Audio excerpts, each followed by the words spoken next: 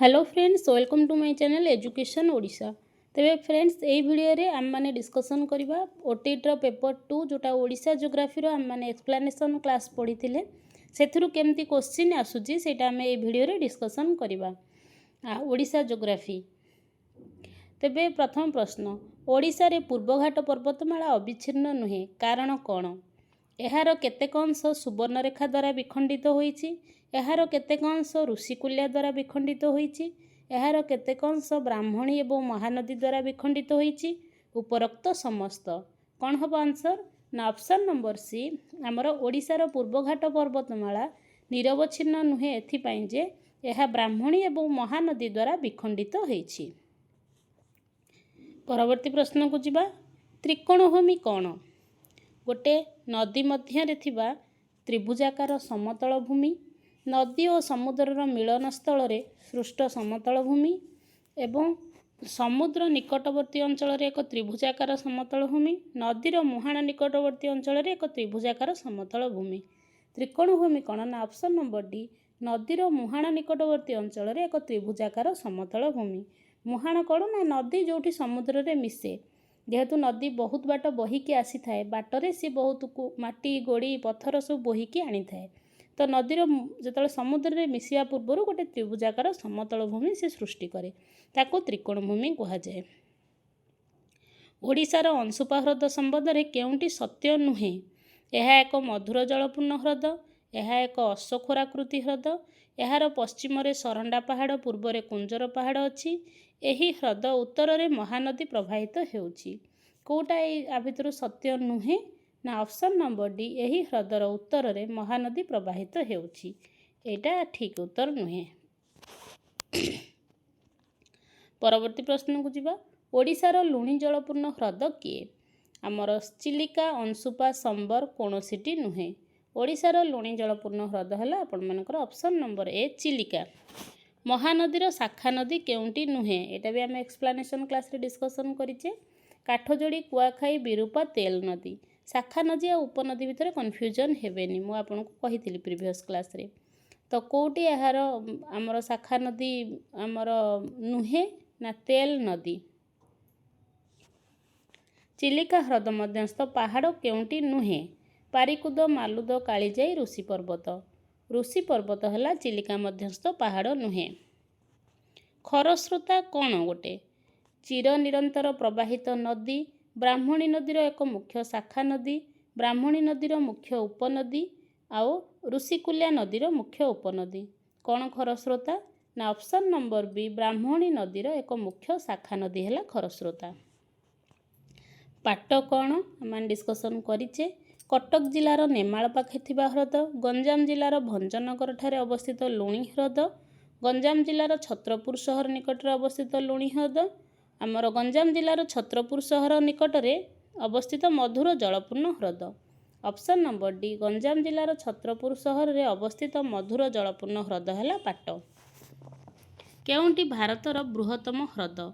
संबर, चिलिका, पेरियार, कोलेरू। आमर भारतर बृहत्तम ह्रद है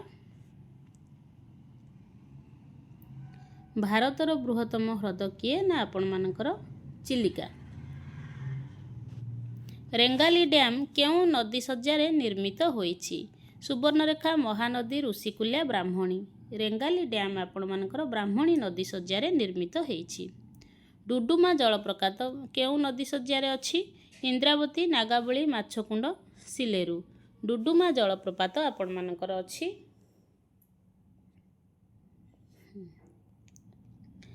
डुडुमा जलप्रपात आपण मानकर माछकुंड नदी रे अछि।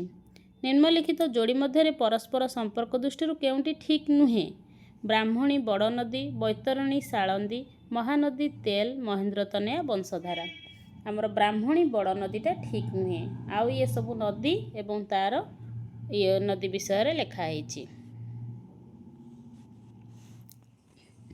निम्नलिखित केउ नदीटीर उत्पत्ति स्थल ओडिशा रे नुहे? बैतरणी, सुवर्णरेखा, ऋषिकुल्या, वंशधारा। आ भितर सुवर्णरेखा नदीर उत्पत्ति स्थल ओडिशा रे नुहे।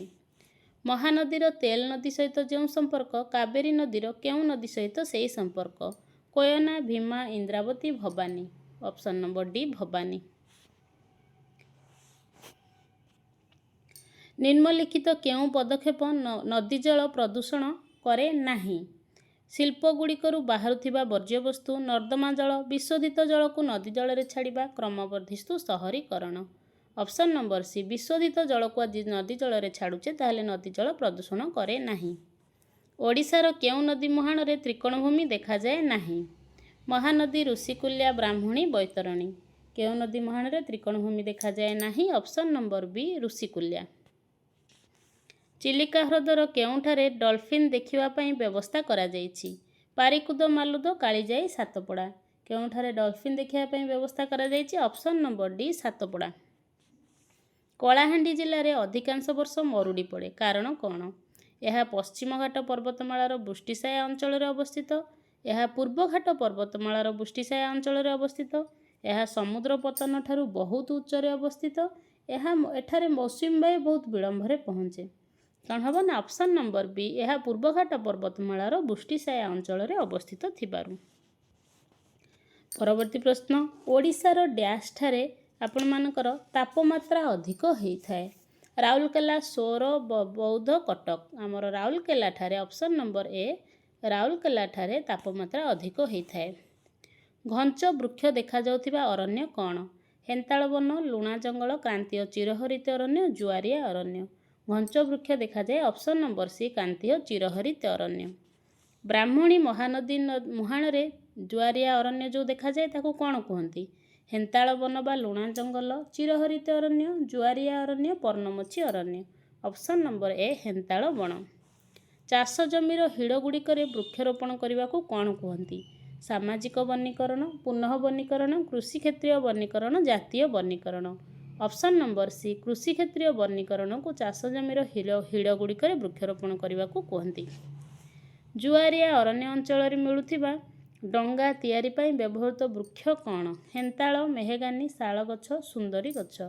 ଅପସନ୍ ନମ୍ବର ଡି, ସୁନ୍ଦରୀ ବୃକ୍ଷ ହେଉଛି ଜୁଆରିଆ ଅରଣ୍ୟ ଅଞ୍ଚଳରେ ମିଳୁଥିବା ଡଙ୍ଗା ତିଆରି ପାଇଁ ବୃକ୍ଷ। ଓଡ଼ିଶାର କେଉଁଠି ଚିତାବାଘ ଦେଖାଯାଏ ନାହିଁ? ଡେବ୍ରିଗଡ଼, ବାଲିଗୁଣ୍ଡା ଅଭୟାରଣ୍ୟ, ଖଲାଶୁଣୀ, କୌଣସିଟି ନୁହେଁ। କୌଣସିଟି ନୁହେଁ। Option number D. ଭିତରକନିକା ଆମର କ'ଣ ପାଇଁ ପ୍ରସିଦ୍ଧ? କଇଁଚ, କଙ୍କଡ଼ା, କୁମ୍ଭୀର, ହଂସ, କୁମ୍ଭୀର ପ୍ରଜନନ ଏବଂ ପକ୍ଷୀ, କଙ୍କଡ଼ା ଓ ଅଜଗର। Option number C. ଚନ୍ଦକା କ'ଣ ପାଇଁ? ଏଇଟା ସମସ୍ତେ ଜାଣିଛନ୍ତି, ହାତୀ। ରେଖାଙ୍କିତ ମାନଚିତ୍ରରେ ଜୁଆରିଆ ଅରଣ୍ୟ ଗୁଡ଼ିକ ଦର୍ଶାଅ। ଜୁଆରିଆ ଅରଣ୍ୟ ହେଲା ଆମର ନିମ୍ନଲିଖିତ ଅରଣ୍ୟ ଗୁଡ଼ିକ ଦର୍ଶାଅ। ଏ, ଜୁଆରିଆ ଅରଣ୍ୟ, ବି, କ୍ରାନ୍ତୀୟ ପର୍ଣ୍ଣମୋଚୀ ଅରଣ୍ୟ। ସେ ଚିତ୍ର ଦେଇଛି, ଆମର ଆନ୍ସର ହେବ ଅପସନ୍ ନମ୍ବର ବି, ଜୁଆରିଆ ଅରଣ୍ୟ ହେବ ଆପଣମାନଙ୍କର ଏହି ଅଞ୍ଚଳରେ ରହିବ, ଉପକୂଳବର୍ତ୍ତୀ ଅଞ୍ଚଳରେ ଜୁଆରିଆ ଅରଣ୍ୟ ରହିବ। ଆଉ କ୍ରାନ୍ତୀୟ ଆର୍ଦ୍ର ପର୍ଣ୍ଣମୋଚୀ ଅପସନ୍ ନମ୍ବର ଥାର୍ଡ଼ ଆଇ ଏଇଠି ରହିବ। ବୁଝିଗଲା। ତାପରେ ଓଡ଼ିଶାର ବ୍ରାଘ୍ୟ ଅଭୟାରଣ୍ୟ କେଉଁଠି ନୁହେଁ? ଚନ୍ଦକା, ଦେବ୍ରିଗଡ଼, ହଦଗଡ଼, ଖଲାଶୁଣୀ। ଚନ୍ଦକା ହାତୀ ଦେଖାଯାଏ, ସେଥିପାଇଁ ବ୍ରାଘ୍ୟ ଅଭୟାରଣ୍ୟ ନୁହେଁ। ଓଡ଼ିଶାରେ ପଶୁ ସଂଖ୍ୟା ଦିନକୁ ଦିନ ହ୍ରାସ ପାଉଛି, କାରଣ କ'ଣ? ଓଡ଼ିଶାରେ ଅରଣ୍ୟର ଆୟତନ ହ୍ରାସ ପାଉଛି, ଲୋକମାନେ ପଶୁପକ୍ଷୀଙ୍କୁ ଅବାଧରେ ଶିକାର କରୁଛନ୍ତି। ଉପରୋକ୍ତ ଦୁଇଟି ଯାକ କୌଣସିଟି ନୁହେଁ। ଉପରୋକ୍ତ ଦୁଇଟି ଯାକ କଜ୍ ହେବ ଅପସନ୍ ନମ୍ବର ସି, ଅରଣ୍ୟ ହ୍ରାସ ପାଉଛି, ପଶୁପକ୍ଷୀମାନଙ୍କୁ ହତ୍ୟା କରାଯାଉଛି। କ ସ୍ତମ୍ଭରେ ରହିଥିବା ଆମର ଅଭୟାରଣ୍ୟ ଗୁଡ଼ିକୁ ଜିଲ୍ଲା ସହିତ ମିଳାଇ ଲେଖ। ଏଇଟା ମୁଁ ଡାଇରେକ୍ଟ କହିଦେଉଛି ଆମର କେଉଁଠି କ'ଣ ଅଛି। ଆମର ବାଇଶପଲ୍ଲୀ ଅଭୟାରଣ୍ୟ ଅଛି ଆପଣମାନଙ୍କର ନୟାଗଡ଼ରେ। ଭେଟନଈ ବାଲିପଦର ଅଛି ଆପଣମାନଙ୍କର ଗଞ୍ଜାମରେ। ସାତକୋଶିଆ ଅଛି ଅନୁଗୁଳରେ ଏବଂ ଲାଖୋରୀ ଅଛି ଆପଣମାନଙ୍କର ଗଜପତିରେ। ଆଉ କୁଲଢି ଅଭୟାରଣ୍ୟ ବାଲେଶ୍ୱରରେ। এই ଅଭୟାରଣ୍ୟ ଗୁଡ଼ାକ ଆପଣଙ୍କୁ ଏଇଟା ଲର୍ନ କରିବା ପାଇଁ ପଡ଼ିବ, ମନେ ରଖିବେ ଘୋଷିକିରି। ସେମିତି ଆଉ ଗୋଟେ ଅଭୟାରଣ୍ୟ ଆମେ ଆଉ ଗୋଟେ ଦେଇଛି, ଏଇଟା ଆମେ କେଉଁ ଅଭୟାରଣ୍ୟ କେଉଁ ଜିଲ୍ଲାରେ ଅଛି? ଆମର ସାତକୋଶିଆ, ବୌଦ୍ଧ, ଅନୁଗୁଳ ଯେଉଁଟା ଆମେ କହିଲେ। ସୁନାବେଡ଼ା ଅଭୟାରଣ୍ୟ ଆପଣମାନଙ୍କର ଅଛି ନୂଆପଡ଼ାରେ। ଆଉ କୁଲଢିଆ ଅଭୟାରଣ୍ୟ ଆପଣମାନଙ୍କର ରହିଲା ସମ୍ବଲପୁରରେ। ଆଉ ଉଷାକୋଠି ଅଭୟାରଣ୍ୟ सॉरी मु भूल कहीदेली आमर कुलडिया अभयारण्य बालेश्वर आम पूर्व भिडियो पढ़ी ऑप्शन नंबर डी सी है कुलडिया अभयारण्य बालेश्वर रे उषाकोठी रहिला संबलपुर रे आ चंदका डमपड़ा रहिला खोर्धा जिले में आ थे मु रिपीट करुच्ची सातकोशिया बौद्ध एवं अनुगुल रे सुनाबेढ़ा नुआपड़ा रे कुलडिहा रहिला बालेश्वर रे उषाकोठी संबलपुर रे चंदका डमपड़ा है खोर्धा। तेबे ये थिला इम्पोर्टान्ट क्वेश्चन आमर ओडिशा जियोग्राफी उपरे वीडियोटी केमती लागला लाइक करिवे एवं कमेंट करिवे जणैबे। धन्यवाद।